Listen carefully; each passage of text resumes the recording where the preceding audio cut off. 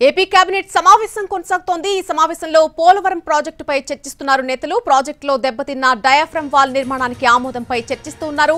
ఈ నెల 27న జరిగే నీతి ఆయోగ్ సమావేశంలో డయాఫ్రమ్ వాల్ నిర్మాణంపై ప్రతిపాదనలు పెట్టనున్నారు సీఎం చంద్రబాబు। నీతి ఆయోగ్లో ప్రతిపాదనలు పెట్టే ముందు ఏపీ కేబినెట్ ఆమోదం తప్పనిసరి। దీంతో డయాఫ్రమ్ వాల్ నిర్మాణానికి కేబినెట్ ఆమోదించే అవకాశం ఉంది। అలాగే కేంద్ర బడ్జెట్లో ఏపీకి ప్రాధాన్యత ఇవ్వడంపై కేంద్రాన్ని అభినందిస్తూ కేబినెట్లో తీర్మానం చేయనున్నారు।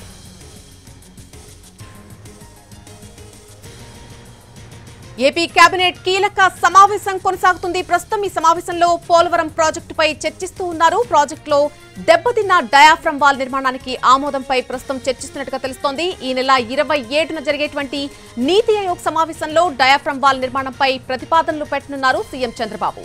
నీతి ఆయోగ్లో ప్రతిపాదనలు పెట్టే ముందు ఏపీ కేబినెట్ ఆమోదం అనేది తప్పనిసరి। దీంతో డయాఫ్రమ్ వాల్ నిర్మాణానికి కేబినెట్ ఆమోదించే అవకాశం ఉంది। అలాగే కేంద్ర బడ్జెట్లో ఏపీకి ప్రాధాన్యత ఇవ్వడంపై కేంద్రాన్ని అభినందిస్తూ కేబినెట్లో తీర్మానం చేయనున్నారు।